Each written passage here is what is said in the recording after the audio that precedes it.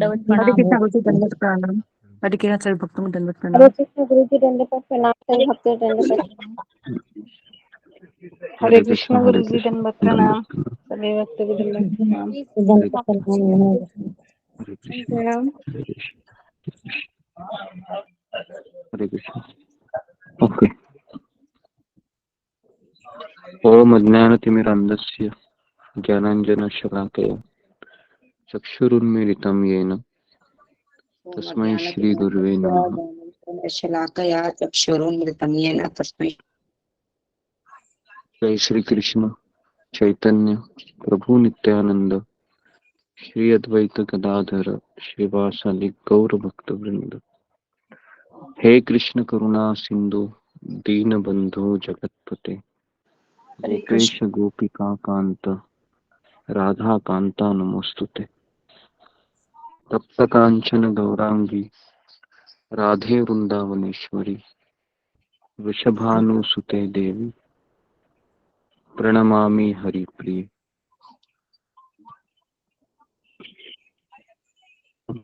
करुष्य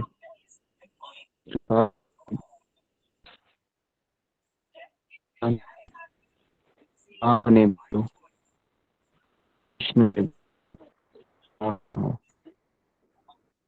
कृष्ण चैतन्य नित्यानंद श्री अद्वैत गदाधर सदी गौर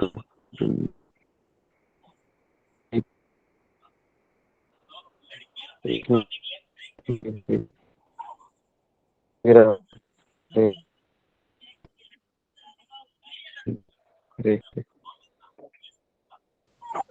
गुरुजी आपकी आवाज कट रही है।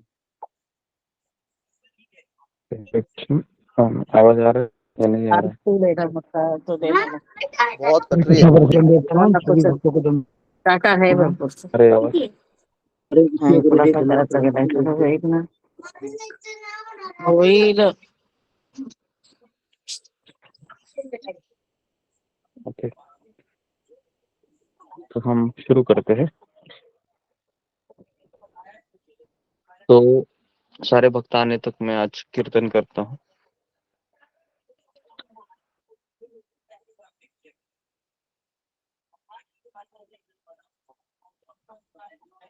तो हाँ,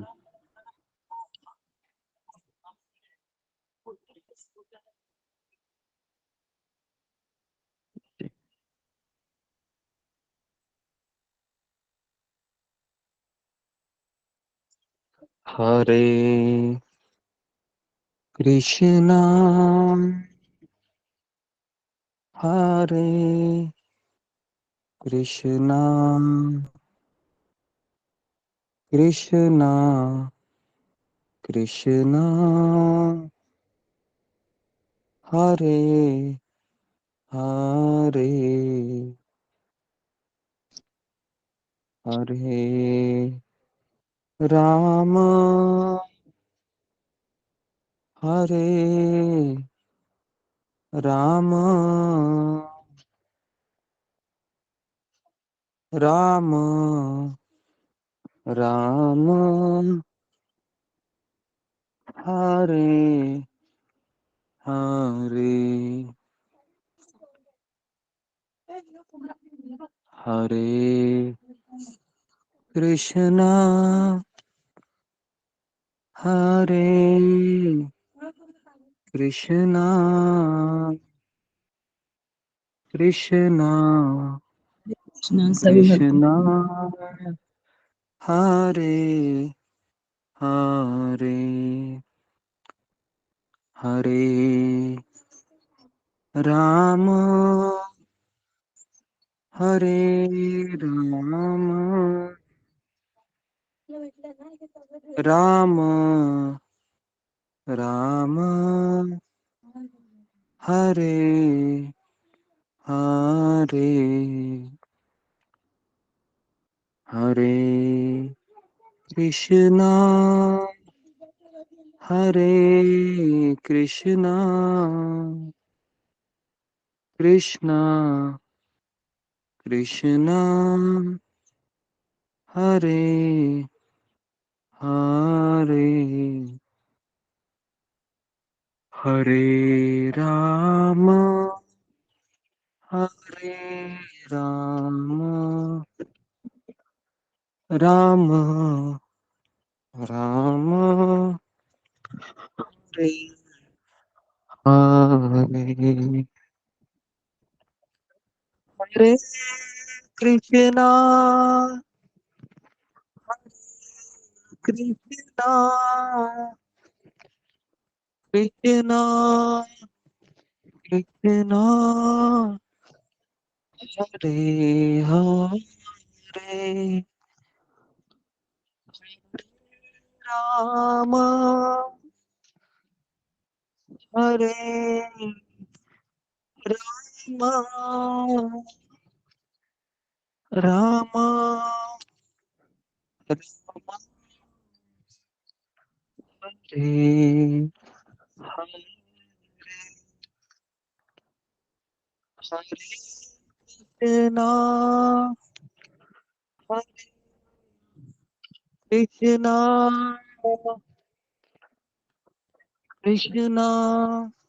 कृष्णा हरे हरे राम हरे राम राम राम हरे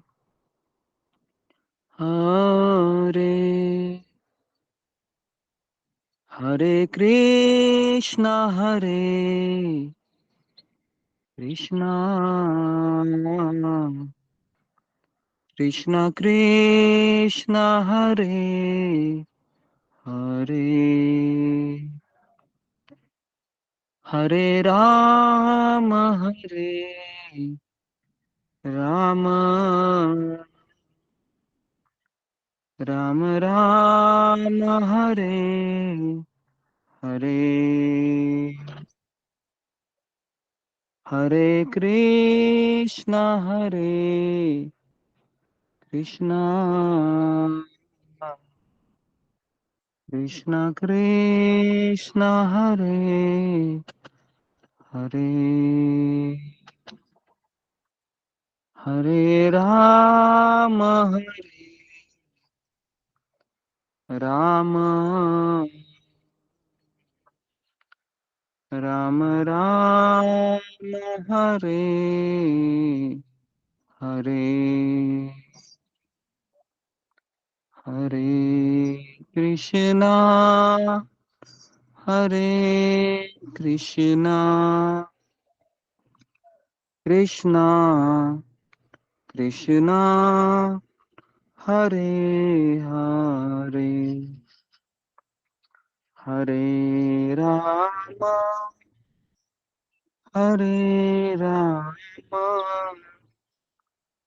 राम राम हरे हरे।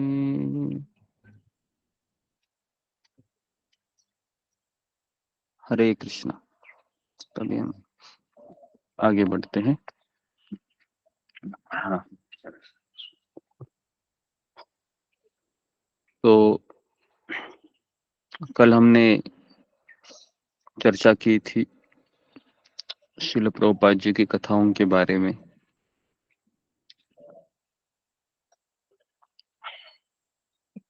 और हम उसमें डूब जाते हैं।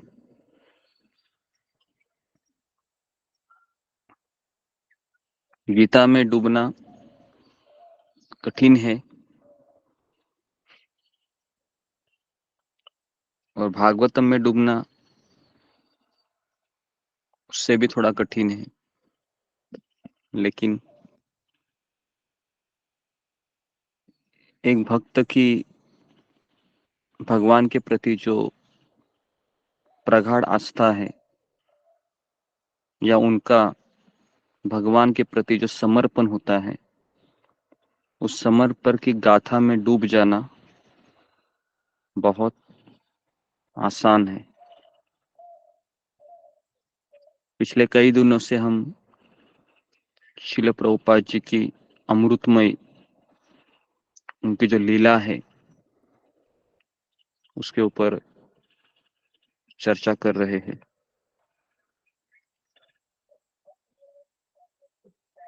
और कल भी मैं आपको 8 शिल प्रभुपाद जी की कथाएं बताई थी।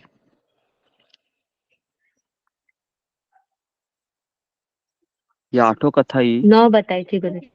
9 बताया था गुरुजी। ओके, धन्यवाद।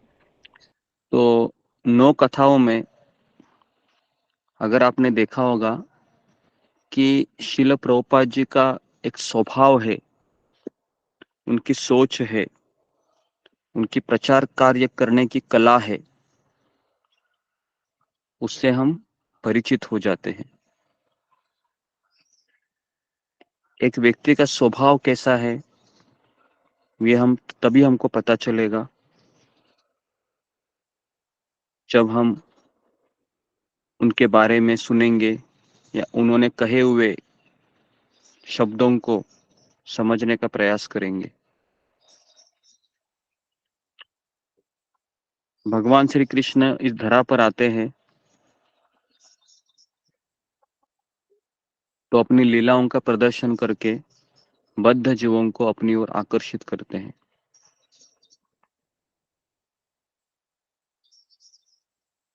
लेकिन इस लीलाओं को बद्ध जीव को बार बार याद दिलाने का कार्य भगवान अपने पार्षदों को सौंप देते हैं। और यही गोलोक धामवासी पार्षद इस संसार में शुद्ध भक्त के रूप में अवतरित होकर हमें इस चीज को याद दिलाते हैं कि संसार में रहकर हमारे कष्ट का कारण भगवान को भूल जाना है।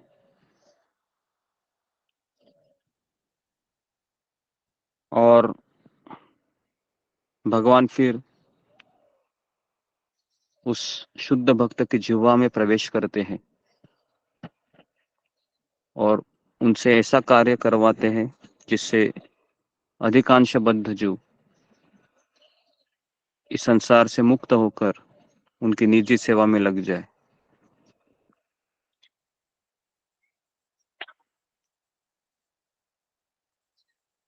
तो आज मैं आपको कुछ अन्य कथाओं सुनाऊंगा और उससे भी हम काफी शिक्षाएं लेने का प्रयास करेंगे। मैं तो चाहता हूं कि जो मैंने कल आपको 9 स्टोरियां बताई थी आप उसका एक किताब बनाइए, आप लिखिए, लिखने के बाद उसको पढ़िए बार बार। मेरा दावे के साथ कहना होगा कि आप भी शिल प्रभुपाद जी के प्रति बहुत आसक्त हो जाएंगे।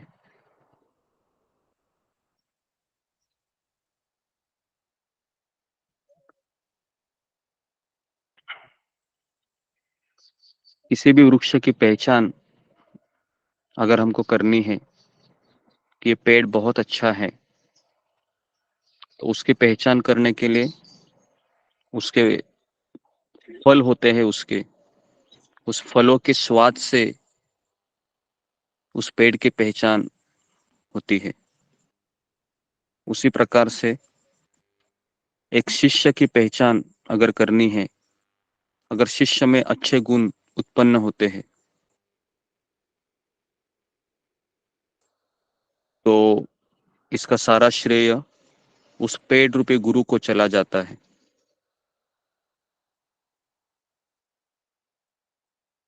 तो शिल प्रभुपाद जी के जितने भी शिष्य थे, हर एक शिष्य ने शिल प्रभुपाद जी के एक एक गुण को आत्मसात कर लिया था।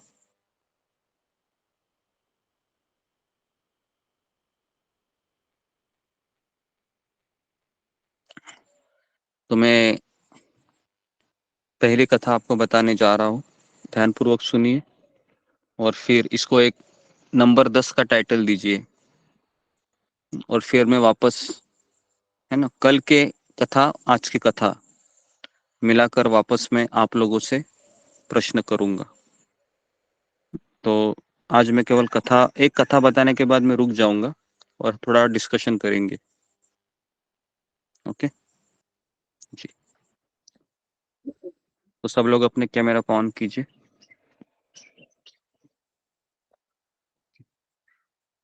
तो पहला मेरा कथा है कि शिला प्रभुपाद जी ने कहा हुआ, ध्यानपूर्वक सुनिए, बहुत ही सुंदर ये कथा है जिससे मैं शुरुआत करने जा रहा हूँ। शिला प्रभुपाद जी अपने कई सारे शिष्यों को एक कार्य देते थे हमेशा, और उनको पूर्ण करने की एक अवधि देते हैं कि आपको ये कार्य 6 महीनों में पूर्ण करना है, या आपको ये 15 दिन में करना है, या आपको इसको 1 महीने में करना है, इस तरीके से। और जब शिला प्रभुपाद जी उस सेंटर में आते थे तो उनसे पूछते थे कि आपका रिपोर्ट दीजिए, रिपोर्टिंग कीजिए मुझे। तो ये रिपोर्टिंग करने का ये जो चीज है ना, ये मैंने शिला प्रभुपाद जी के ही कथाओं से लिया और फिर आप में अप्लाई किया मैंने। और इसके लिए फिर मैंने एक ग्रुप बनाया है ना, उस ग्रुप में फिर आप रिपोर्टिंग करते हैं, उससे पता चलता है कि कौन क्या क्या कर रहा है।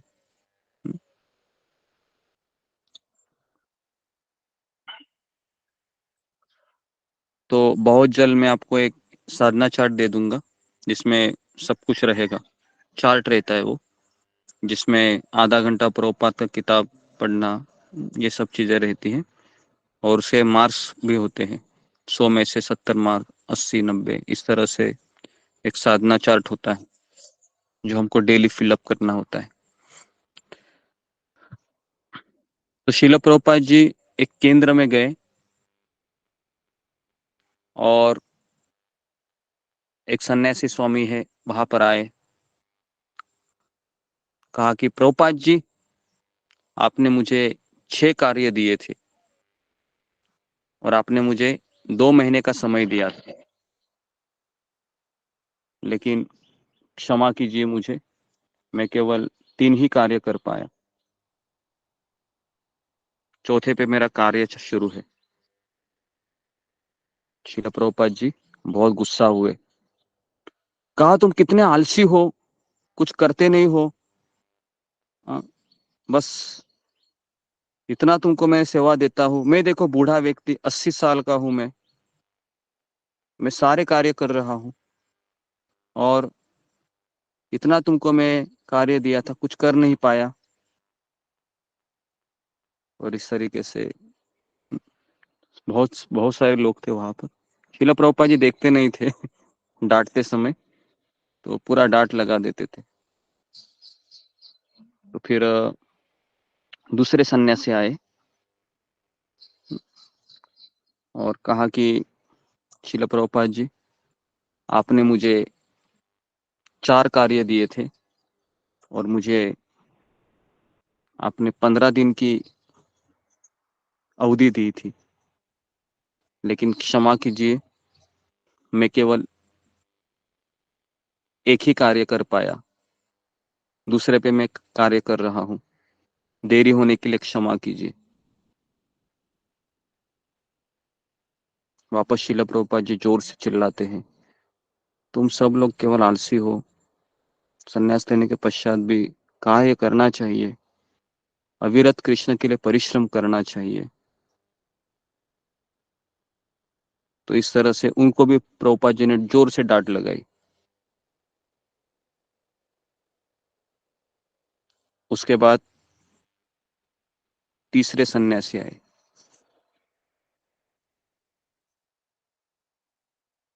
ध्यानपूर्वक सुनिए हाँ ये, क्योंकि अगर आप नहीं सुनेंगे तो मिस करोगे। शिला प्रभुपाद जी को कहा कि प्रभुपाद जी, आपने मुझे 10 कार्य दिए थे और आपने मुझे 3 महीने का अवधि दिया था, और मैंने 10 के 10 कार्य अच्छे से पूर्ण किए। ये मेरा रिपोर्ट है, आप चेक कीजिए। वापस बता रहा हूं मैं, तीसरे सन्यासी वहां पर आए और प्रभुपाद जी से कहा कि आपने मुझे 10 कार्य दिए थे और 10 के 10 कार्य मैंने पूर्ण किए, आपने जो मुझे अवधि प्रदान किया था। तो पिछले 2 सन्यासी भी वहां पर ही बैठे थे। प्रभुपाद जी ने वहां पर एक ही लाइन में शब्द कहा। प्रभुपाद जी ने उसकी तरफ देखा और प्रभुपाद जी ने कहा, तुमने अपने आध्यात्मिक गुरु के डांट के स्वर्णिम अवसर को गवा दिया है। क्या कहा? शिल प्रभुपाद ने कहा, तुमने अपने आध्यात्मिक गुरु के डांट रूपी स्वर्णिम अवसर को गवा दिया।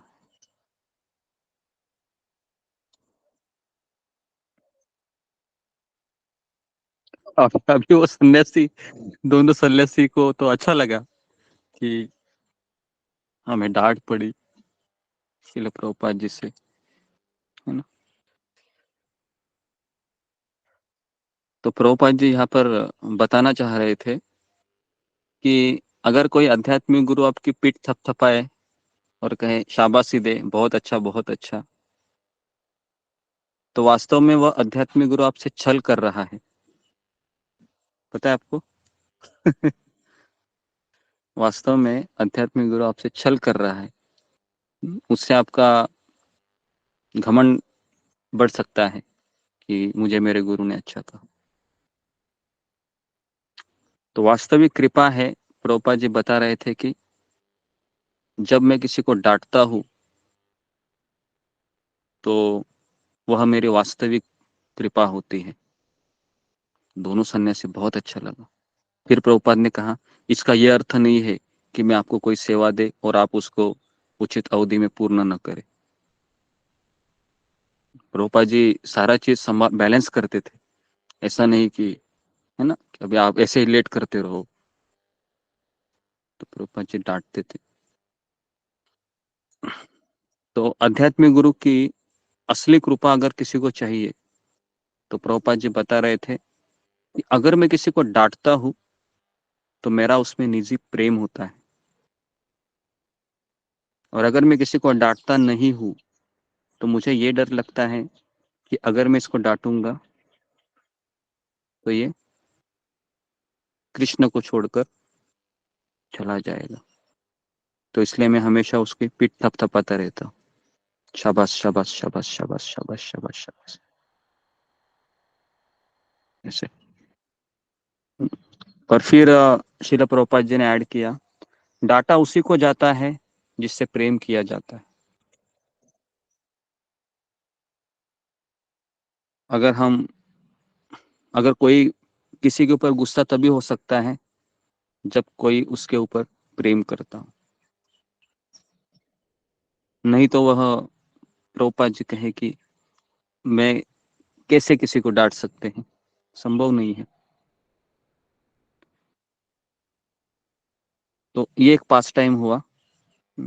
अच्छा लगा होगा सबको कि किस तरह से प्रभुपाद जी ने छोटे से एक डायलॉग से अ, अपने शिष्यों को एक पहचान दी कि असली कृपा क्या होती है। तो ऐसे छोटे छोटे क्लिप भी अगर हम बनाए ना और अपलोड करें यूट्यूब में तो भी हमारे बहुत सारे संशय दूर हो जाएंगे। क्या लगता है आपको? है ना, प्रभुपाद जी के इस छोटे छोटे प्रसंगों से।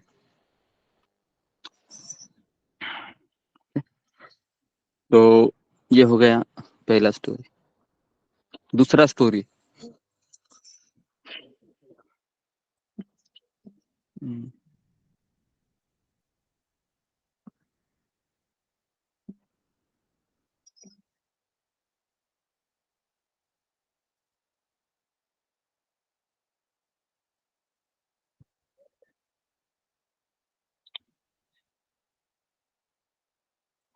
तो गुरु का एक अर्थ होता है, शिला प्रभुपाद जी बता रहे थे कि गुरु का एक अर्थ होता है भार, भार, जो अपने शिष्यों को सेवा रूपी भार प्रदान करे।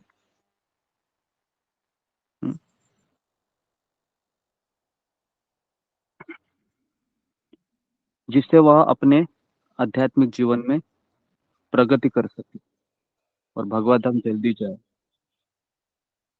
अगर भार नहीं रहेगा तो क्या होगा? आलसी बन जाएगा वो। अगर गुरु अगर शिष्य के ऊपर भार नहीं देगा तो आलसी बन जाएगा। तो इसके लिए गुरु का एक अर्थ होता है भार। तो हमारे सत्संग में भी कोई भार लेना नहीं चाहता है, या चाहता है?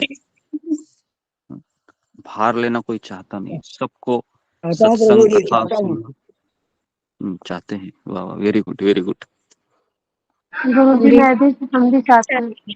चाहते हैं गुरु जी। मैं भी चाहता हूँ। चाहते हैं। मैं भी एक दिन चाहते हैं, 2 दिन चाहते हैं, या जिंदगी भर चाहते हैं? ये भी तो बोलना चाहिए ना। जिंदगी भर चाहते हैं गुरु जी। आप हमें ऐसे ही डांटते रहे और भार हमें देते रहे जिंदगी भर भक्ति का। हाँ, ताकि हम जल्द से जल्द भगवत धाम जा सकते हैं, कृष्ण के पास। ठीक है, जिनको जिनको भार लेना है मुझसे कांटेक्ट कीजिए, मेरे पास भी बहुत भार है, आपके कंधों पर दे देता हूँ मैं, है ना? ओके। तो ये हो गया हमारा दूसरा, जो शिल प्रभुपाद जी हमको छोटा सा डायलॉग है, लेकिन बहुत बड़ी शिक्षा देते हैं। गुरु मतलब भार, भार देना चाहिए, ताकि वो सेवा रूपी भार, ऐसा नहीं कि बस बिन बताए है ना भार दिया जाए। तो इस तरीके से शिल प्रभुपाद जी अपने शिष्यों को कहते हैं कि मेरे गुरु ने मेरे ऊपर भार दिया है, 80 साल का हो गया मैं, अभी भी इस भार का वहन कर रहा हूं। 80 साल हो गए, तो मैं चाहता हूं कि अभी ये मेरा भार आप मेरे शिष्यगण ले ले। और फिर शिल प्रभुपाद जी, है ना, उनको देते। तो ये हो गया दूसरी कथा। तीसरी कथा मैं आपको बताना चाहूंगा।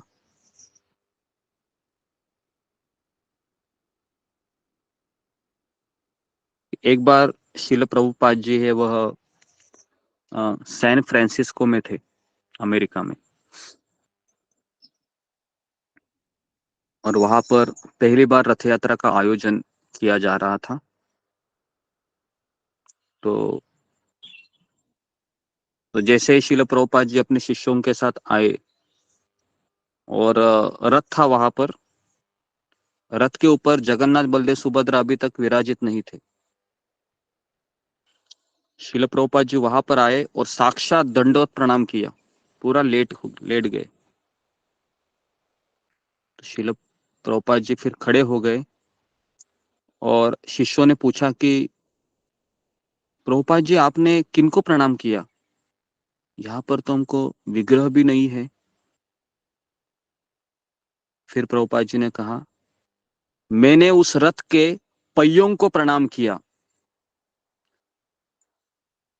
तो प्रभुपाद जी ने कहा कि अभी तक रथ यात्रा केवल भारत में होती थी, जगन्नाथपुरी में, लेकिन इन रथ के पहियों ने उस जगन्नाथपुरी से सैन फ्रांसिस्को में जगन्नाथ बलदेव सुभद्रा लेके आए, इसलिए मैं उन पहियों को प्रणाम करता हूं। तो ये थे शिल प्रभुपाद जी। शिल प्रभुपाद की जय। जय जय जय।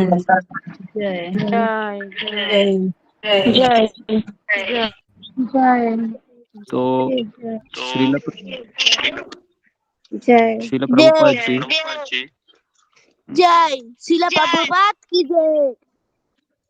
ओके, अच्छा है, इको आ रहा है, इको अलग अलग। तो जी, छोटी सी है, लेकिन मतलब प्रभुपाद जी का मूड क्या है, आप सोच सकते हो कि अब रथ के पहियों को प्रणाम करना, क्या आप सोच सकते हो कि रथ को के पहियों को प्रणाम करना चाहिए? लेकिन शिल प्रभुपाद जी का मूड था वो आचार्य, जो हमें अपनी उदाहरण से सिखाते हैं कैसे हमको देखना चाहिए। उसके पश्चात एक बार शिल प्रभुपाद जी मॉर्निंग वॉक में हमेशा जाया करते थे, है ना, मॉर्निंग वॉक। और शिल प्रभुपाद जी हमेशा मंगल आरती करने के पश्चात थोड़ा सा, जब दिन ऊपर आता था, है ना, हल्का हल्का, तो प्रभुपाद जी अपने कुछ मतलब गिने हुए शिष्यों के साथ जाना चाहते थे, और कई लोग वहां पर हो लेते थे, अरे प्रभुपाद जी जा रहे हैं, मैं भी जाऊंगा। तो इस तरह से कई लेडीज, है ना, और कई लोग प्रभुपाद के साथ, है ना, जाते थे, क्योंकि प्रभुपाद को कहा गया था डॉक्टरों ने कि आप हमेशा जो सुबह की जो ठंडी हवा होती है उसमें घुमा कीजिए, ताकि आपको स्वास्थ्य लाभ होगा और आप और अन्य प्रचार कार्य करेंगे। एक शुद्ध भक्त जीना चाहता है, पता है क्यों जीता है वो? उसका एक एक पल इंपॉर्टेंट होता है, क्योंकि वह दूसरों के लिए जीता है। तो इसलिए शिल प्रभुपाद जी अपने स्वास्थ्य का बहुत देखभाल करते थे, क्योंकि उनको पूरा भागवतम अपने शिष्यों को देना था। प्रभुपाद जी यहाँ तक कहते थे कि मैं आपको सब कुछ देना चाहता हूँ, रामायण महाभारत, लेकिन पता नहीं कि मैं जिंदा रहूंगा क्या नहीं।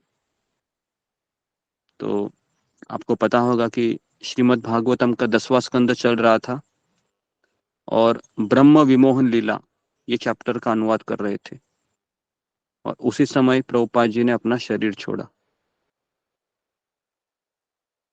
10वें स्कंद में जो अध्याय है ब्रह्म विमोहन लीला, वहां तक ही प्रभुपाद जी ने ट्रांसलेशन किया, अनुवाद किया, फिर वो चले गए, है ना।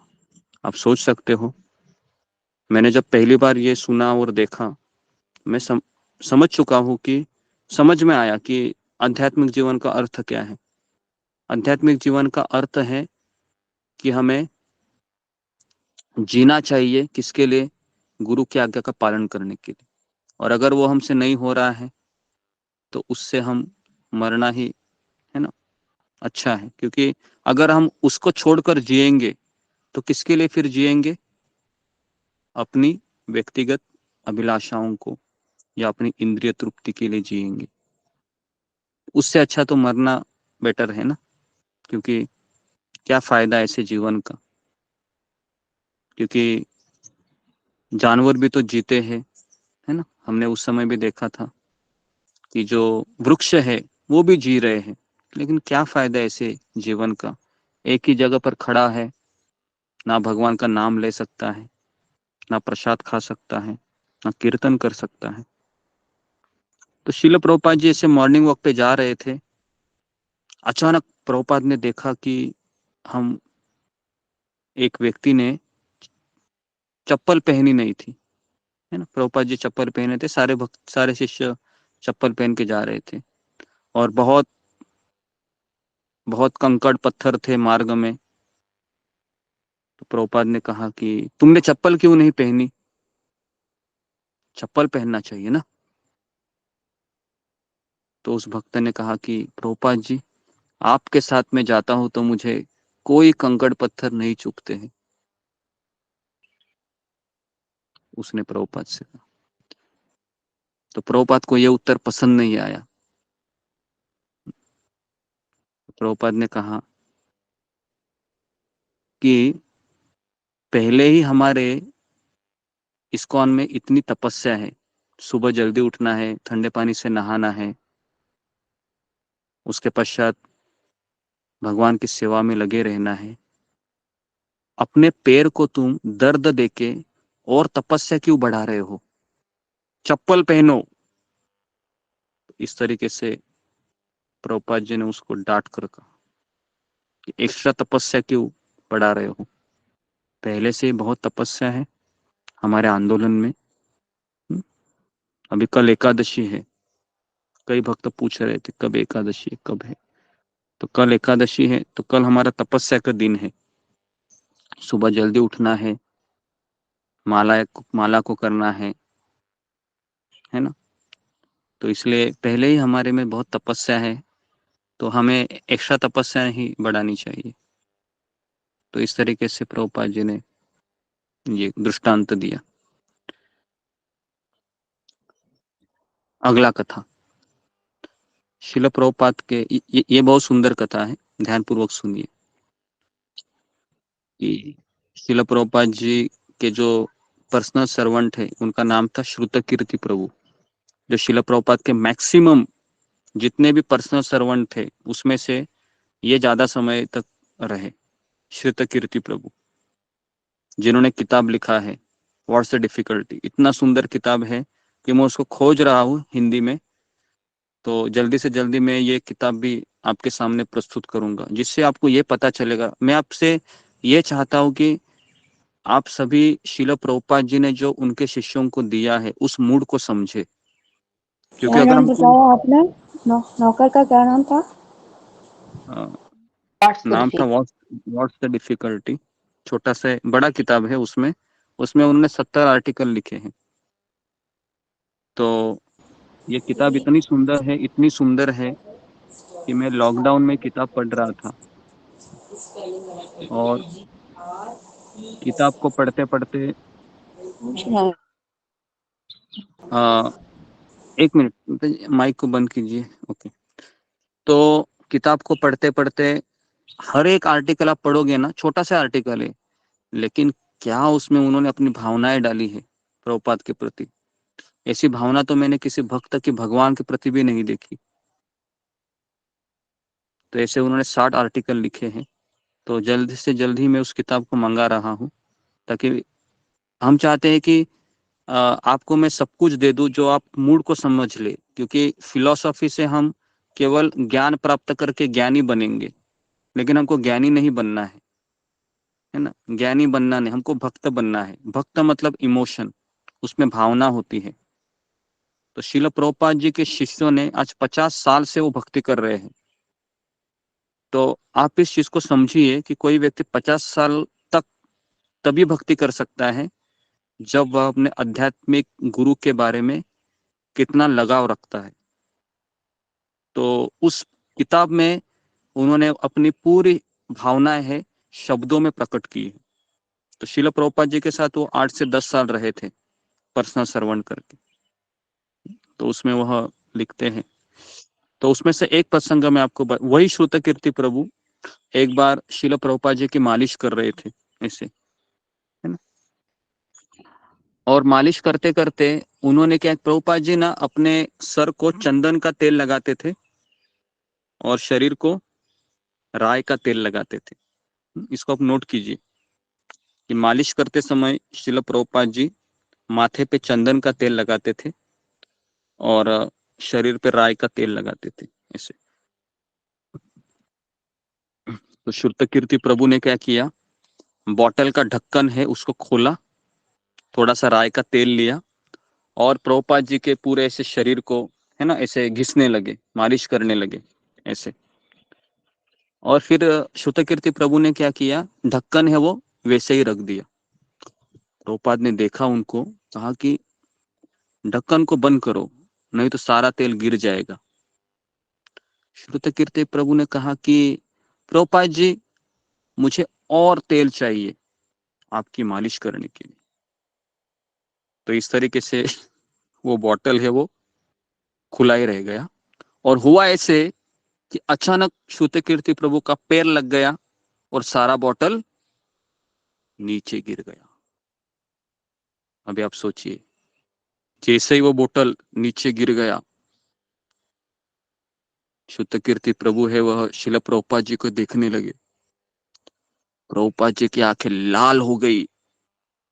प्रभुपाद ने कहा, मूर्ख, महामूर्ख। और फिर कहा, तुम 80 साल तक मूर्ख बने रहोगे। क्या कहा, कहा कि तुम 80 साल तक मूर्ख बने रहोगे, उठा उसको। तो फिर दोनों में सन्नाटा हो गया। श्वेतकीर्ति प्रभु ने सारा जो तेल है उसको बोतल में लगाया, कहा कि ये कृष्ण की शक्ति है, कृष्ण की ऊर्जा है, तेल, बिजली, पानी, इसको वेस्ट नहीं गंवाना चाहिए। जोर से डांटने लगी। और इस तरीके से उन्होंने सारा तेल उठाया। और अभी मालिश तो करनी है ना, लेकिन अभी बहुत गर्म हुए आध्यात्मिक गुरु, क्या करे। लेकिन अभी हालात को भी, परिस्थिति को भी तो बदलना है, ऐसे कैसे चलेगा। तो प्रभुपाद जी बहुत गंभीर थे, ऐसे गौतम बुद्ध की तरह, ऐसे स्टैचू। सत्यकीर्ति प्रभु पीछे से गए और प्रभुपाद जी के नजदीक थोड़ा सा कान में कहा कि एटलीस्ट मैं 21वीं आयु में तो मैं सुधर जाऊंगा प्रभुपाद जी, धन्यवाद आपका। और प्रभुपाद भी जोर से हंसने लगे, ये हुई ना बात, वेरी गुड। तो इस तरीके से प्रभुपाद जी है वह, है ना, संभाषण करते थे अपने शिष्यों के साथ। तो श्रुतकीर्ति प्रभु उस 60 से 70 आर्टिकल में ये एक आर्टिकल लिखते हैं, बहुत सुंदर थे। तो उन्होंने कहा कि मैं कम से कम 81 साल में तो सुधर जाऊंगा। अच्छा हो गया आपने ये नहीं बताया 80 जन्म में तुम सुधर जाओगे या 80 जन्म महामूर्ख बने रहोगे।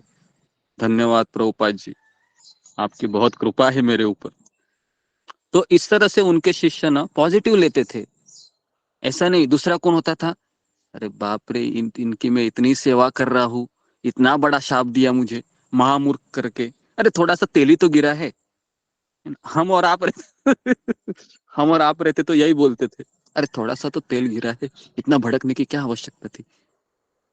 लेकिन ये जो अमेरिकन शिष्य थे, ये श्रील प्रभुपाद जी के मूड को समझते थे कि आध्यात्मिक गुरु का डांटना ये हमारे आध्यात्मिक जीवन में एक एक आगे बढ़ने की एक सीढ़ी है, ये वो जानते थे। तो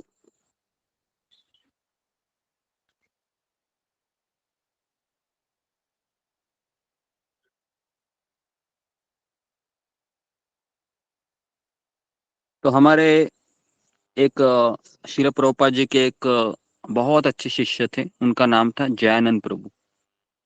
तो जिस तरीके से रामायण है वह हनुमान जी के बिना पूर्ण हो सकता है क्या? जिस तरीके से कृष्ण लीला गोपियों के बिना पूर्ण हो सकती है, नहीं हो सकती। उसी तरीके से प्रभुपाद जी की लीला है वह उनके शिष्यों के बिना पूर्ण नहीं हो सकती। तो प्रभुपाद जी के एक अमेरिकन शिष्य थे, उनका नाम था जयानंद प्रभु। और ये इलेक्ट्रिकल इंजीनियर थे। बहुत बड़ी यूनिवर्सिटी से इन्होंने इंजीनियरिंग किए थे। लेकिन ये प्लम्बिंग करना, कारपेंटिंग करना, या फिर मूर्तियों को बनाना, या फिर सारे सारे कार्य ये करते थे अकेले मंदिर में, है ना। तो सारी चीजें, कुछ भी गड़बड़ी होती थी, सब लोग एक ही व्यक्ति को ढूंढते थे, जयानंद प्रभु, वेरी जयानंद प्रभु, वेरी जयानंद प्रभु। तो जयानंद प्रभु सारी चीजों को फिट करते थे।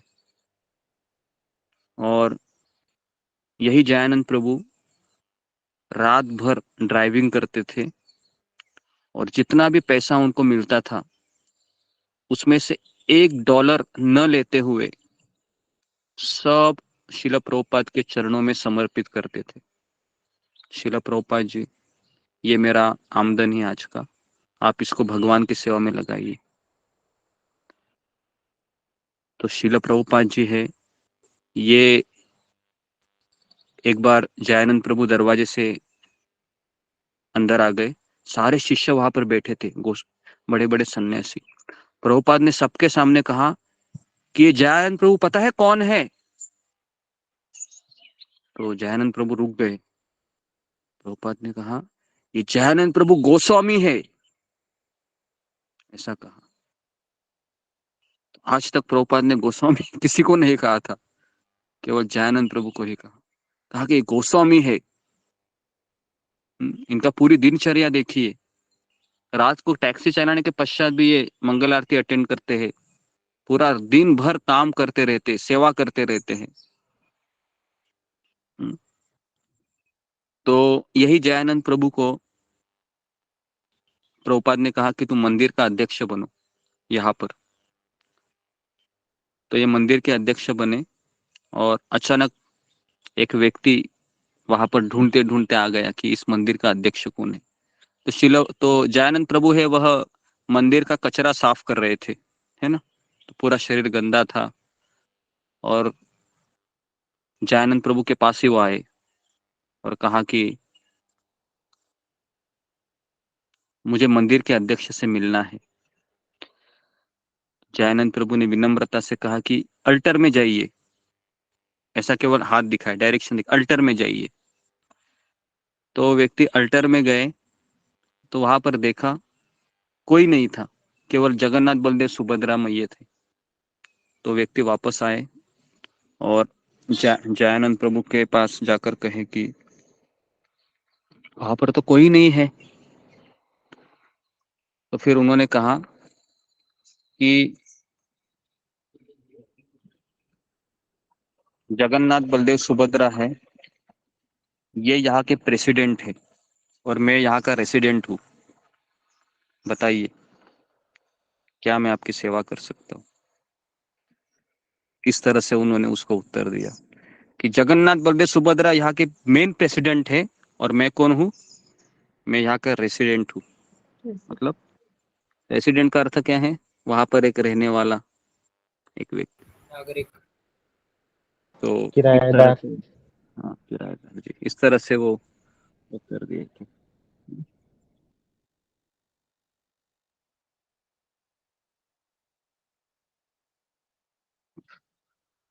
तो अगर गुरु में ये गुण नहीं है तो शिष्य में ये गुण नहीं आ सकता है ना। तो जयानंद प्रभु ऐसे इतने सुंदर व्यक्तिमत्व थे कि सारी सेवाएं करते थे उस समय और शिल प्रभुपाद के लिए पूरे समर्पित थे।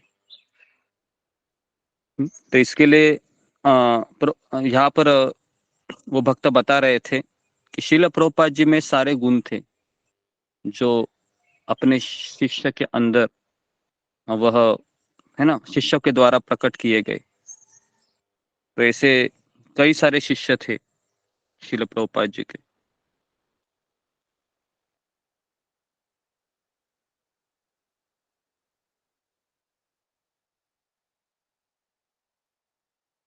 तो ये यही जयानंद प्रभु है ना, ये अलग अलग वृक्षों के पास जाकर किताब पढ़ते थे, कृष्णा किताब, जहां पर वो रहते थे। तो एक भक्त ने उनको पूछा कि आप ये कृष्णा किताब इन वृक्षों के सामने क्यों पढ़ते हो। तो उन्होंने कहा कि देखिए, मैं तो किसी को प्रचार नहीं कर सकता हूँ, है ना, मेरे में तो उतनी सक्षमता नहीं है कि मैं किसी प्रश्न का उत्तर दे सकता हूँ। तो इन वृक्षों के सामने मैं पढ़ता हूँ ताकि ये मुझे कोई प्रश्न भी ना पूछे और मैं इनको हरि कथा भी सुना सकूं। तो इस तरीके से वह अलग अलग वृक्षों के नीचे, है ना, कृष्ण किताब पढ़ते थे। तो ये शिल प्रभुपाद जी के शिष्य के बारे में मैंने बताया। तो ऐसे शिष्य थे शिल प्रभुपाद जी के।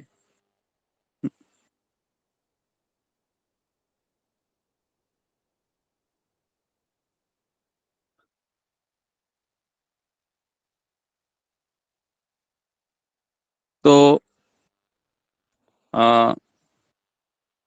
एक बार अगला मैं लीला बता रहा हूँ, ये मैंने बताया हुआ है काफी बार। एक बार शिल प्रभुपाद जी के शिष्य है जन्माष्टमी मना रहे थे और काफी बड़ा उत्सव हो रहा था और शिल प्रभुपाद जी वहां पर आए और कुछ चर्चा कर रहे थे अपने वरिष्ठ शिष्य तमाल कृष्ण गोस्वामी महाराज के साथ। तमाल कृष्ण गोस्वामी महाराज ने इतना भव्य आयोजन देखकर श्रील प्रभुपाद जी को पूछा कि प्रभुपाद जी, हम तो अमेरिका में जन्म लिए थे, बचपन से कृष्ण के बारे में कुछ पता नहीं था,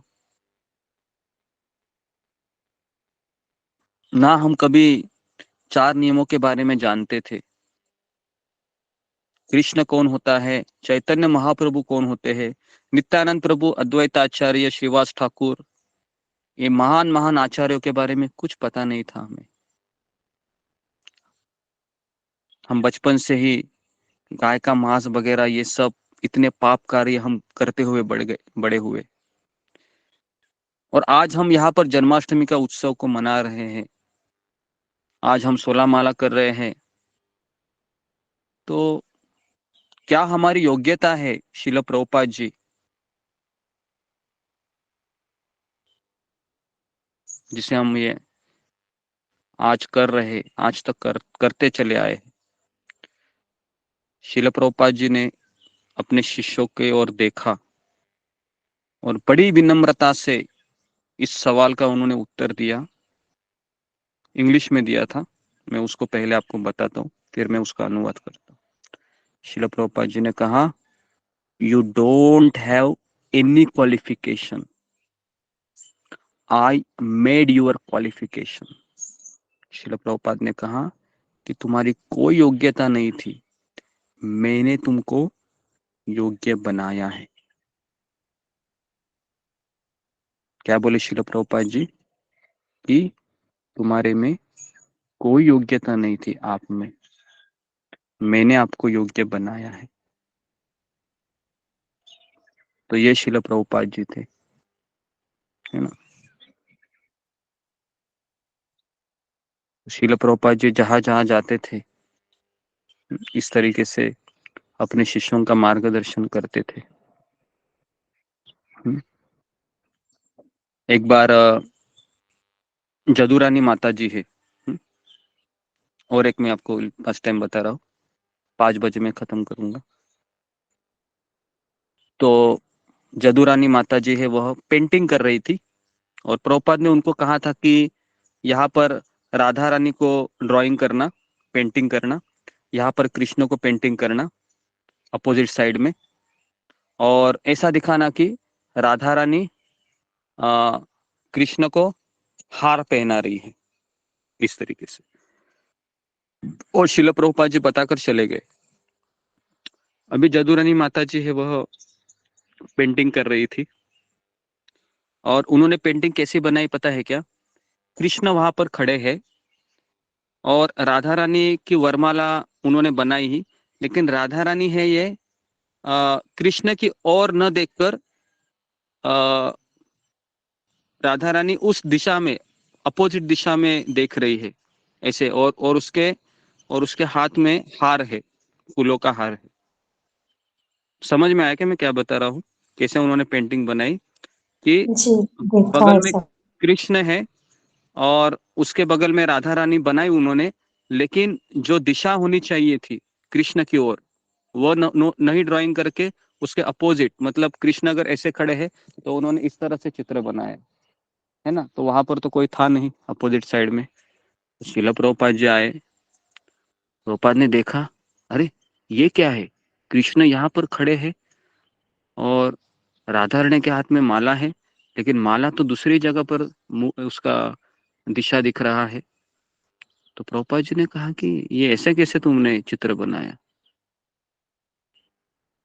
तो जदुरानी माता जी को भी लगा कि मैंने कुछ तो गड़बड़ी किया है, लेकिन फिर प्रभुपाद जी वहां पर मुस्कुराते हुए बोले, तुमने ठीक ही तो बनाया है।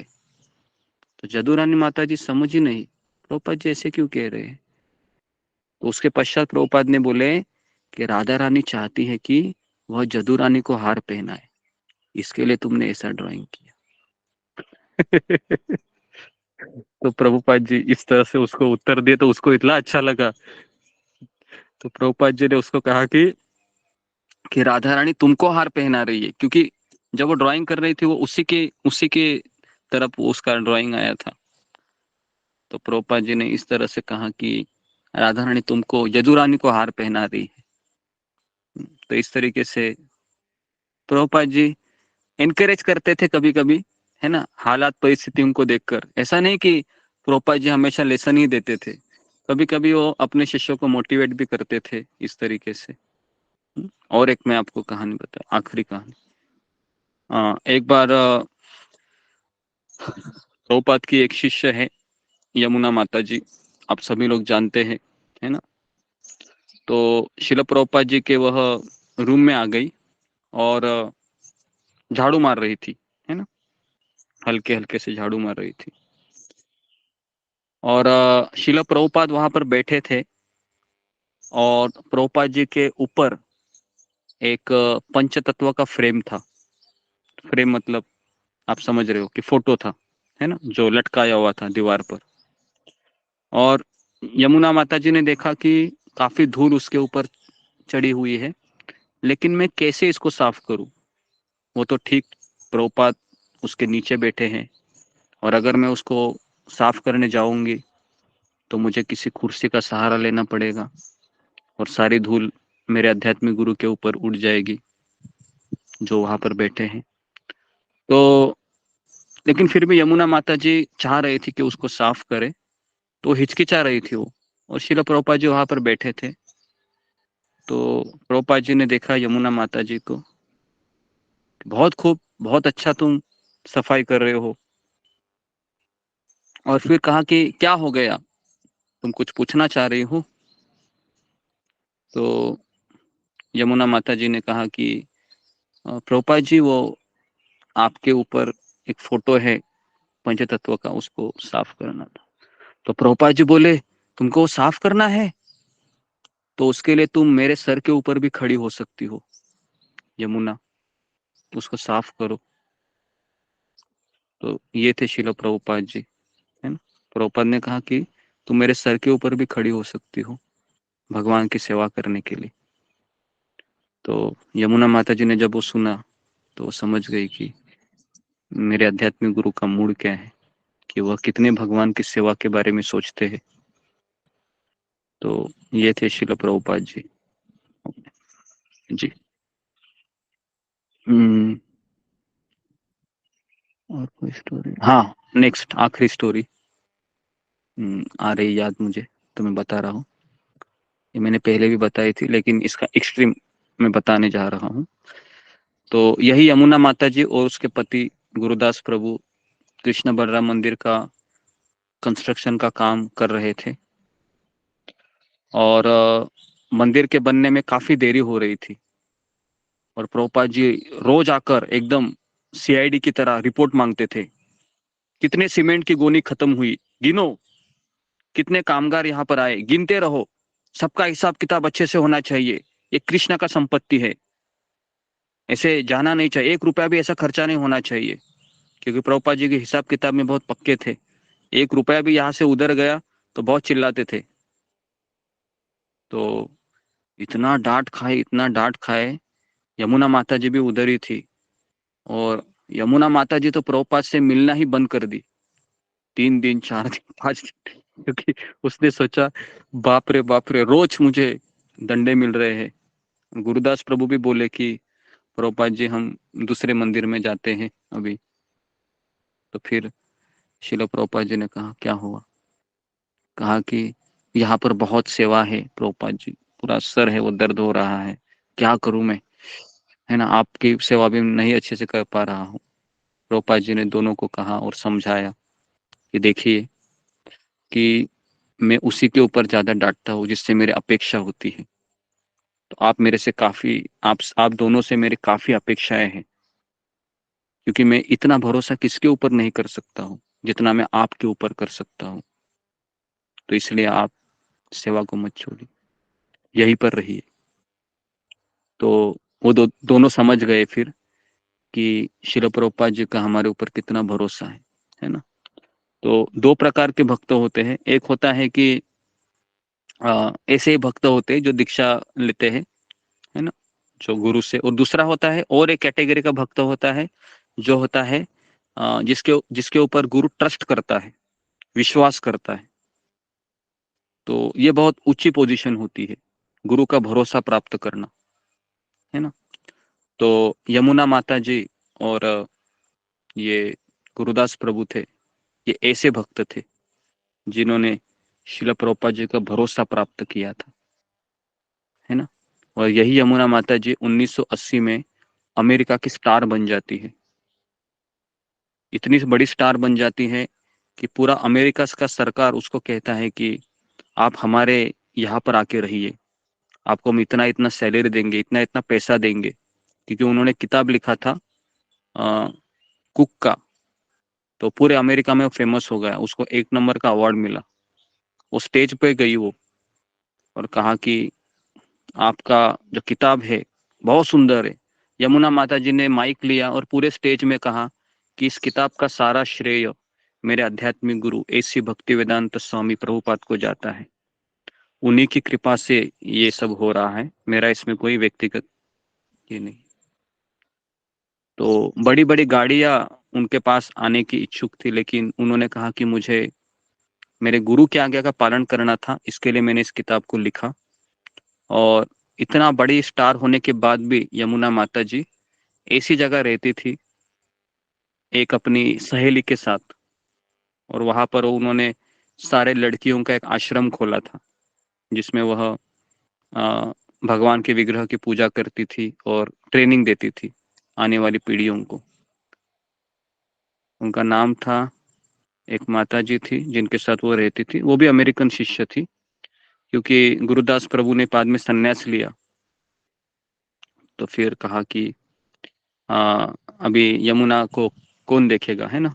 तो फिर यमुना माता जी ने कहा, प्रभुपाद को पत्र लिखा, कहा कि मैं मेरे फ्रेंड के साथ रहना चाहती हूँ प्रभुपाद जी, मुझे परमिशन दीजिए। तो सारे भक्तों को लगा कि यमुना छोड़ के क्यों जा रही है मंदिर के इस सत्संग को और अकेले रहना चाह रही है। तो शिल प्रभुपाद जी ने यमुना माता जी के ऊपर भरोसा किया और कहा कि ठीक है, तुम्हारी इच्छा है तो तुम्हारी एक सहेली थी उनके साथ वो रहना चाह रही थी। तो शिला प्रभुपाद जी ने कहा कि ठीक है, तुम रहो उनके साथ। अगर तुम दोनों का अच्छा जम रहा है, तुम दोनों एक साथ आध्यात्मिक भक्ति करना चाहते हो, तुम दोनों एक साथ रहो। तो इस तरीके से शिला प्रभुपाद जी ने अलग अलग भक्तों को अलग अलग गाइडेंस किया, है ना। तो ये यमुना माता जी 2015 में वह अपना शरीर छोड़ी। बहुत उनको एक बीमारी हुई थी थायराइड की, बहुत मोटी, मतलब उनका शरीर बहुत बढ़ गया था और उनके शरीर से पानी आता था पूरा।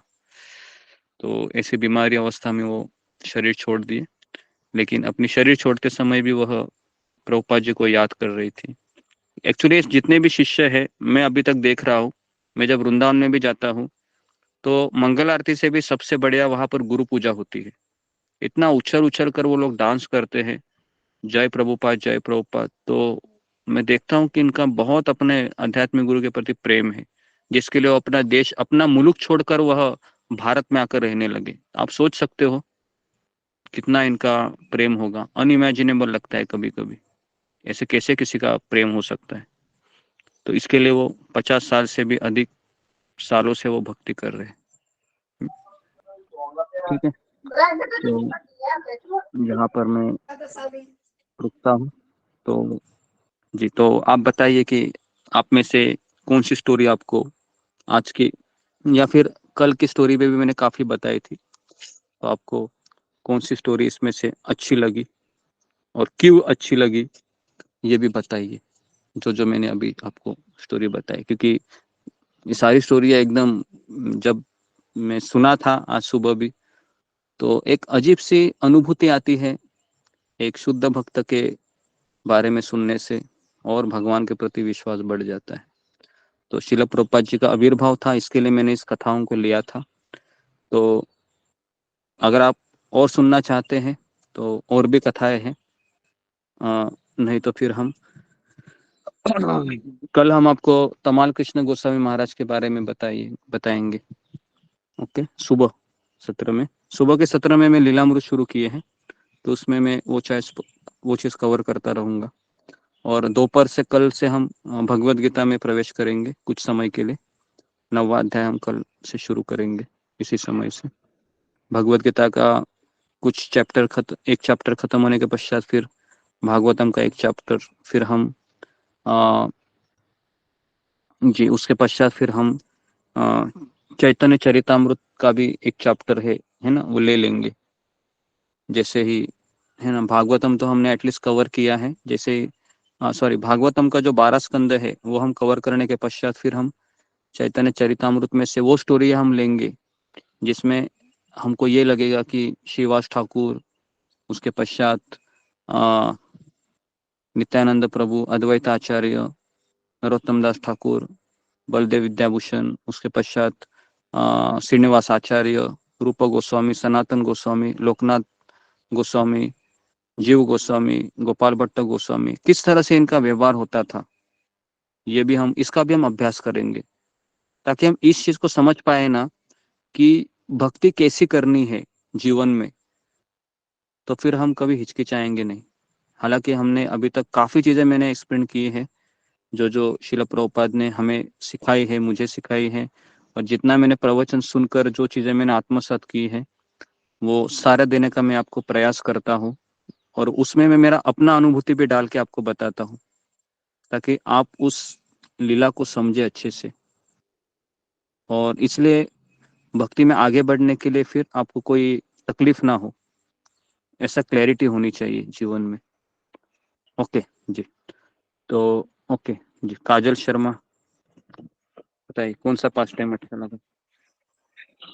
श्री कृष्णा गुरु जी, दंडवत प्रणाम। सभी भक्ति दंडवत प्रणाम। गुरु जी, हम लोग को भी आशीर्वाद, ऐसे भक्तों का कहानी सुन के इतना अच्छा लग रहा है, जैसे उनके जैसा हम भी पालन कर पाए, ऐसे हमें आशीर्वाद चाहिए आपसे। और सब स्टोरी अच्छा लगा। हरे कृष्णा गुरु जी, दंडवत प्रणाम। ओके जी, नेक्स्ट सुश्री मिश्रा। गुरु जी दंडवत प्रणाम। गुरु जी, 3 चीज अच्छा लगा। जदुरानी जी की माता जी का पेंटिंग अच्छा लगा, और जो रथ का पहिया था वो वाला भी बहुत ही अच्छा लगा स्टोरी। जो लास्ट जो कंस्ट्रक्शन का काम था वही वाला अच्छा लगा गुरु जी। और एक बार एक्सप्लेन कर देंगे तो बहुत अच्छा है गुरु जी। मैं लिखी हूँ तो और एक बार चाहती हूँ एक्सप्लेन आप कीजिए। धन्यवाद गुरु जी। ओके जी, नेक्स्ट सात्विक वर्मा। हरे कृष्णा गुरु जी, धन्यवाद प्रणाम। गुरु जी, मुझे तो वो वाला अच्छा लगा जब प्रभुपाद जी इंग्लैंड जाते, लंदन जाते, तो पूछते हैं ना रिपोर्टर कि आप यहाँ पे कुछ लेने आए, तो प्रभुपाद जी कहते हैं कि क्या, ये कहते हैं कि मैं आपको यहाँ कुछ देने आया हूँ, मतलब अपनी सनातन संस्कृति। तो ये पार्ट मुझे सबसे अच्छा लगा। और दूसरा मुझे ये अच्छा लगा जब वो एक फैक्ट्री वाला बंदा था, जिसकी 13 फैक्ट्री ले लेते हैं, प्रभुपाद जी कहते हैं ना भाई एक दे दे, तो वो उसका हार्ट अटैक हो जाता है कि भाई कैसे दे दूं मैं। ये भी बड़ा अच्छा लगा मेरे को, उसके दौरा पड़ जाता है, ये अच्छा लगा। ओके जी, धन्यवाद। विशाल इगावे। हरे कृष्ण गुरु जी, दंडवत प्रणाम। वैसे तो मुझे सभी स्टोरी अच्छी लगी, लेकिन उसमें से एक अच्छी स्टोरी लगी जो एक लड़का रहता है जो प्रभुपाद जी के पास रहकर ब्रह्मचारी बनता है। तो वहाँ पे उसके पिताजी जाते हैं और वो प्रभुपाद जी से कहते हैं कि आप ये क्या कर रहे हो, मेरे बेटे को घर भेज दीजिए। प्रभुपाद जी बोलते हैं मैंने थोड़ी रोका है, उसे उसे तो भगवान कृष्ण ने रोका है। उस तो फिर बाद में वो कहते हैं कि ये क्या कहा, भक्ति करना क्या अभी का काम, जवानों का काम है क्या, भक्ति करना है तो बुढ़ापे में कीजिए। लेकिन ध्रुपद जी बाद में हंसकर उसे कहते तो एक काम कीजिए, मैं आपके बेटे को घर भेजता हूँ, आप खुद यहाँ, आपका आपका वैसे भी उम्र हो गया है, आप बूढ़े हो चुके हो, तो आप यहाँ रुकिए, मैं आपके बेटे को छोड़ देता हूँ। तो तभी उसके पिताजी कहते अरे ऐसा नहीं, मैं नहीं रुकने वाला हूँ, मैं यहाँ से जाता हूँ, ऐसा कीजिए आप मेरे बेटे को यहाँ पे रख लीजिए, मैं घर चला जाता हूँ। तो यहाँ पे ये शिक्षा मिलती है कि बुढ़ापे में भक्ति करना सिर्फ हम उपदेश दे सकते हैं पर अपने जीवन में उतार नहीं सकते। तो इसमें सिर्फ उपदेश देना ही अच्छा बात नहीं रहता है बुढ़ापे में। ये बात मुझे अच्छी लगी प्रभु जी। जी जी जी, धन्यवाद। नेक्स्ट ममता पाल।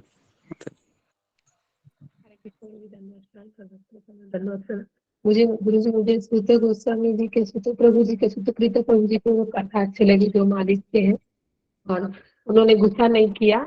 नहीं तो हमारे जैसे जीव तो गुस्सा कर लेते हैं, अगर गुरु डांटते हैं तो थोड़ा बहुत मन में राग भी आ जाते हैं, ऐसा है। तो उन्होंने सरसों का तेल उन्होंने बोला कि ढक्कन खोला है, प्रभुपाद जी ने बोला कि लगा के रखो, लेकिन उन्होंने सुना नहीं, तो मतलब वो गिर ही गया उनके हाथ से, वो गलत कार्य हो ही गया। लेकिन जब उनके कान में प्रभु जी बताते हैं कि प्रभु जी, अगर आपने इतने साल का बताया है तो मुझे इतना जन्म तो नहीं बताइए, 30 साल होके कितना बताया अपने 81 साल का, तो उतने तक तो मैं सुन लूंगी आपका डांटना, लेकिन उतने जन्म तक नहीं। ये आपकी कृपा है मुझ पर, ये मुझे अच्छा लगा। और यदु रानी का जो पेंटिंग है, ये भी अच्छा लगा मुझे सुनने के लिए, कि उनके तरफ दिखा करके राधा रानी का मुंह करने के लिए पेंटिंग बोले थे प्रभुपाद जी ने, लेकिन उन्होंने उनकी तरफ बताया किया है। तो मुझे पूछना है कि वो फोटो जो उन्होंने बनाया था पेंटिंग, तो क्या वो ठीक से फिर दोबारा से ठीक किया क्या यदु रानी माता जी ने, जो दोबारा से कृष्ण की तरफ वो माला लेके, हार लेके जो बनाई का जी जी, नया? ठीक ठीक किया ही होगा ना उन्होंने। प्रभुपाद जी ने तो ऐसे ही बोल दिया, उन्होंने बाद में उसको ठीक किया। जी, नेक्स्ट धन्यवाद। कृष्णा तिवारी। हरे कृष्णा प्रभु जी, दंडवत प्रणाम। प्रभु जी, पहली स्टोरी जो आप कल बताए थे बहुत अच्छा लगा, कि वो पति पत्नी में बहुत प्रेम था। जब गुरु जी आए तो उनका पत्नी ने स्वागत नहीं किया, तो पति नाराज हो गए, और फिर उनको गुरु जी को बुलाए, उनका स्वागत किया, और अंत में वो भी सन्यासी हो गए। तो ये स्टोरी प्रभु जी बहुत बढ़िया लगी। और प्रभु जी, एक स्टोरी मैं भी सुना था प्रभुपाद जी की। एक पति पत्नी थे, जब पति काम करके घर का कुछ खाली होता था, फ्री बैठता था, पत्नी बोली क्यों बैठते हो, तुम बताओ, मैं काम कर रही हूं, तुम भगवत गीता बोलो, मैं भी सुनोगे, तुम भी सुनोगे। और फिर फ्री होते थे, बोलेंगे नहीं माँ जाप करो, जो करो, मैं भी सुनोगे और तुम अपना जाप करते रहो। वो आदमी तंग हो गया, तो गया प्रभुपाद जी के पास गया और बोला प्रभु जी हम बहुत परेशान। वो जानता नहीं था कि ये प्रभुपाद जी है।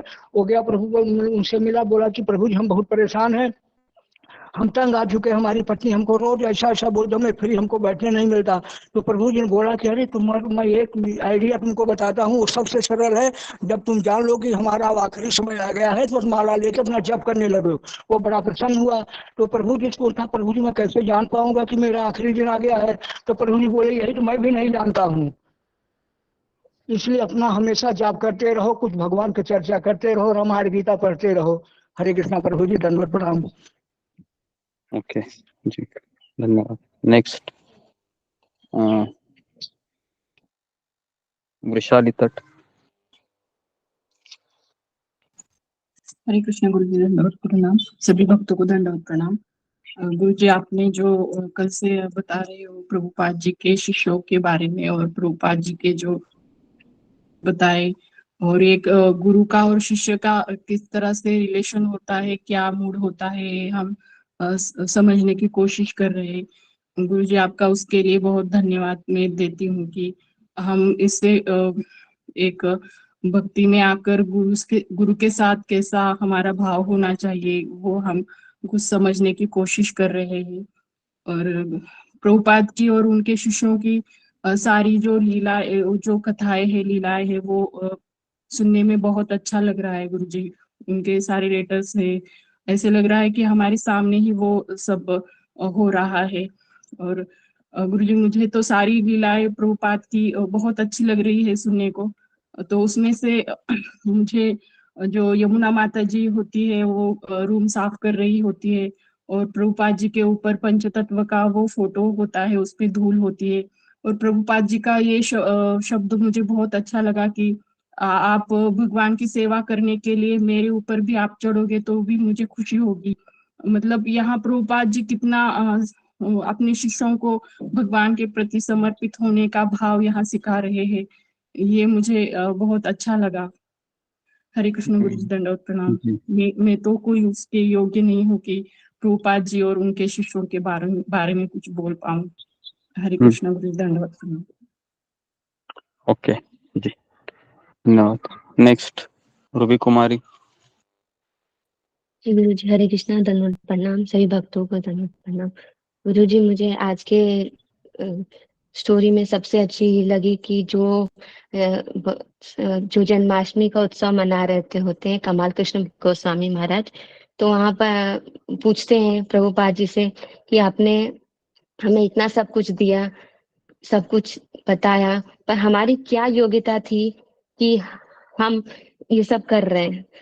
तो उन्होंने बोला कि आपकी you don't have any qualification, I made your qualification. कोई मेरी, आप लोग की कोई योग्यता नहीं थी, जो मेरी जो मैंने दिया ये योग्यता थी आप लोगों की जो मेरे साथ बनी।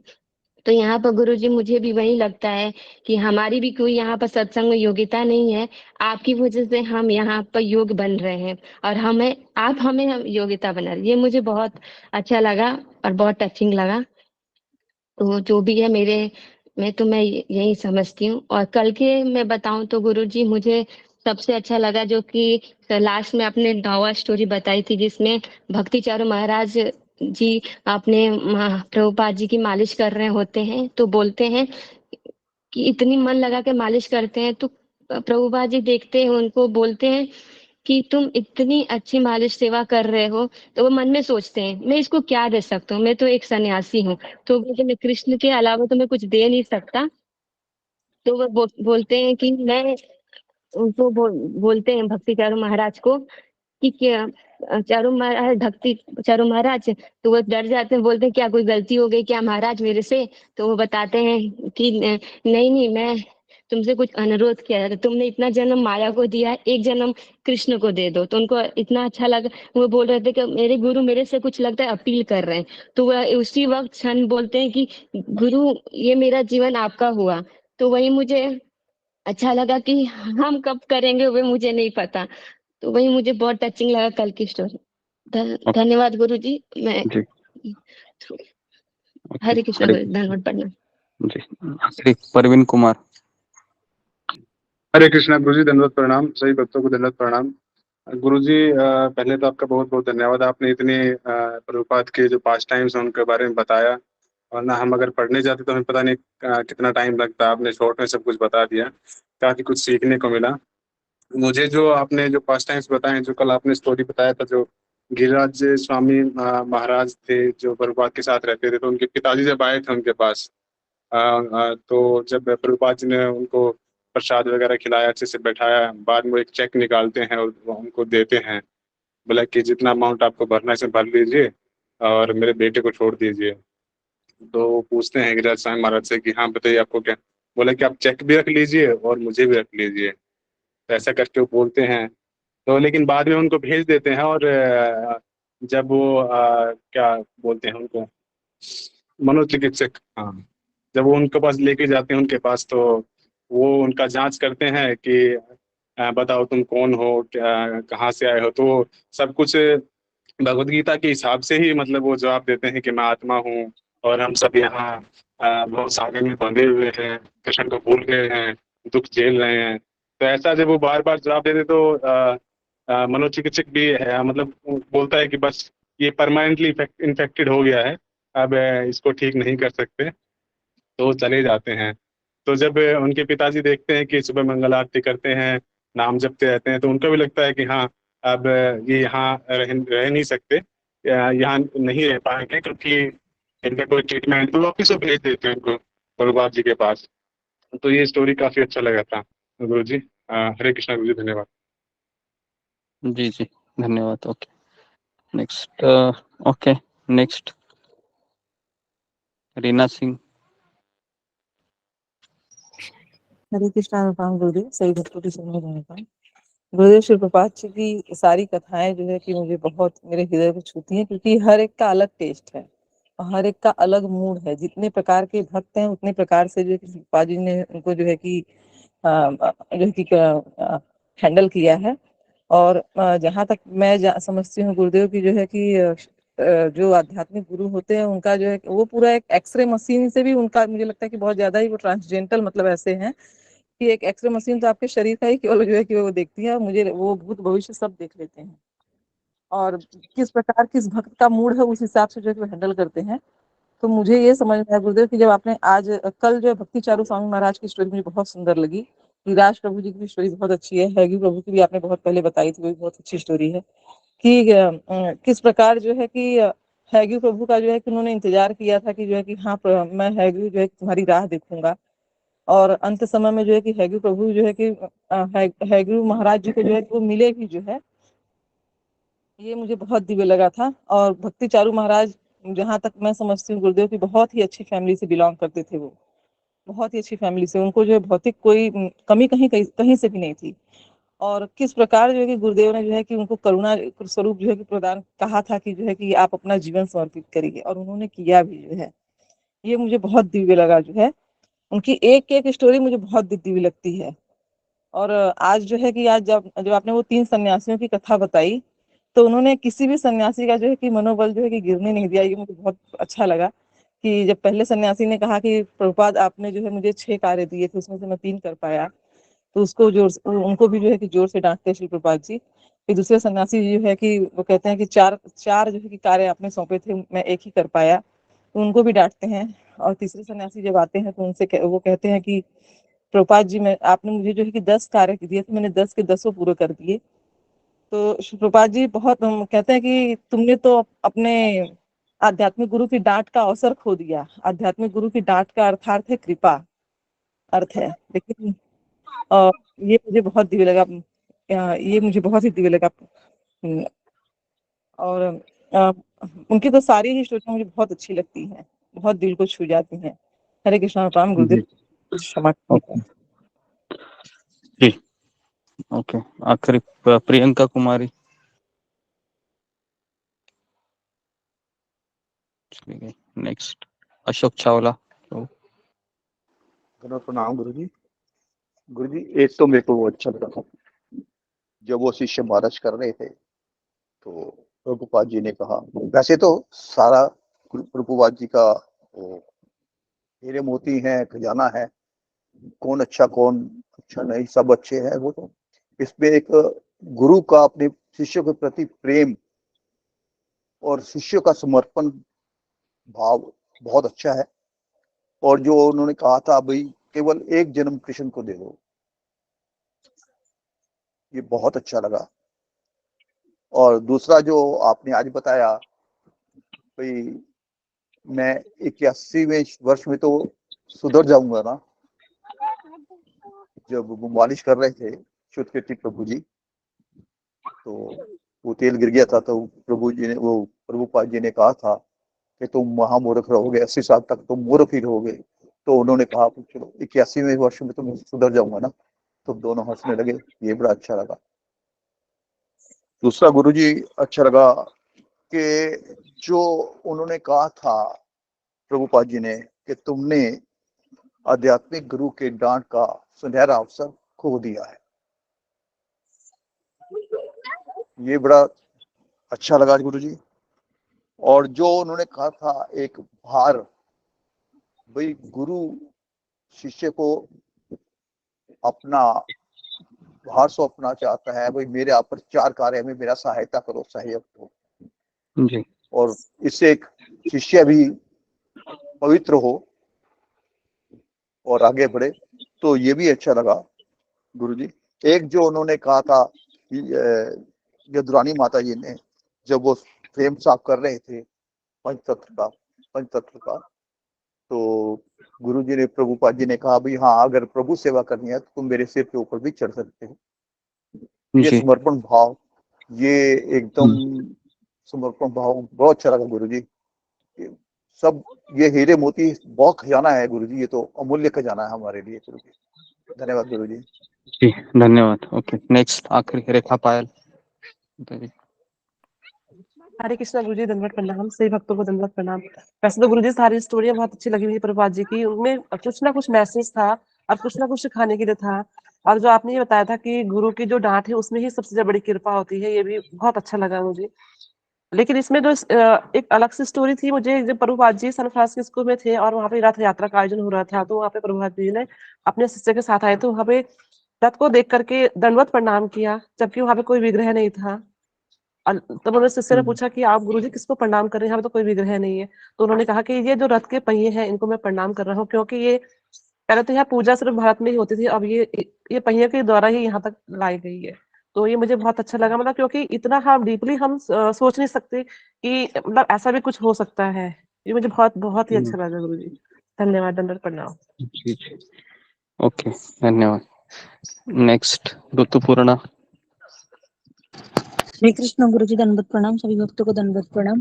गुरुजी, आपने जो स्टोरी सब बताई ये तो सब कुछ सीखने लायक है, लेकिन और आप जैसे उसमें जान डालकर बताते हैं और ये तो और बहुत ही अच्छा लगता है सुनने के लिए। आपने जो पहला वाला स्टोरी बताया था कि जो 3 शिष्य जो कि जिनको सेवा दिया गया था, 2 शिष्य ने आधा आधा काम किया था और जो थर्ड में जो आए थे वो 10 से 10 काम किए थे। और उनको प्रभुपाद ने बोले कि आपने अपने आध्यात्मिक गुरु को डांट रूपी स्वर्णिम अवसर को गवा दिया है। और इससे ये पता चलता है कि प्रभुपाद जी को जो हर बीमारी का दवाई उनके पास है और ये हर प्रॉब्लम का सॉल्व ये कर देते हैं।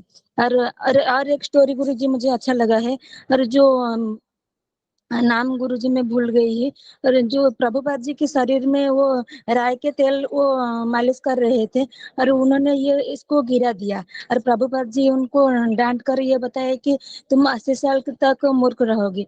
हम वहां पर होते तो हम थोड़ा दुखी होते थे।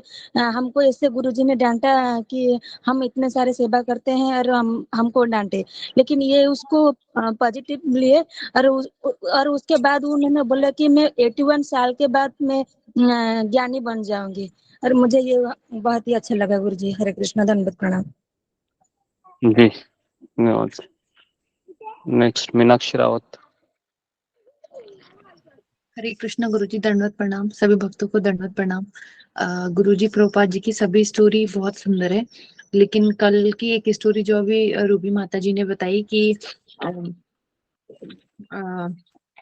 रूबी माता जी ने बताया जो कि भक्ति चारू स्वामी महाराज प्रभुपाद जी की मालिश करते हैं, तो प्रभुपाद जी उनको कहते हैं कि तुमने इतने जीवन माया को ही दिए, तो ये जीवन मुझे कृष्ण को दे दो, बस एक जीवन, उसके बाद चाहे तुम मतलब फिर से माया में चले जाना, लेकिन एक जीवन वो दे दो।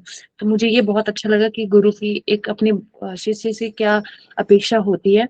और दूसरा गुरुजी, मुझे आज की स्टोरी बहुत अच्छी लगी जयानंद प्रभु की, कि वो दिन भर सारी सेवा करते थे और रात को भी वो टैक्सी चलाते थे।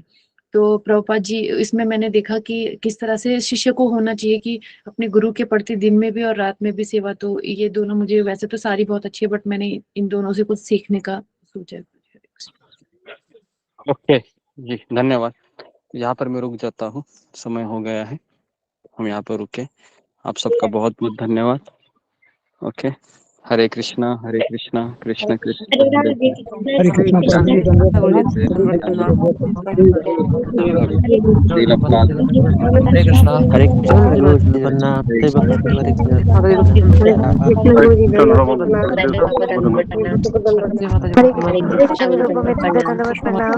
कृष्णा गुरुजी, हरे कृष्णा सभी भक्तों को दंडवत प्रणाम। ज्योति माता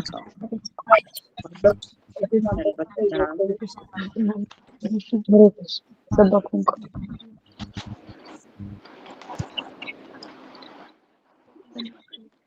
कृष्ण गुरु जी, दंडवत प्रणाम। भक्त के चरणों में मेरा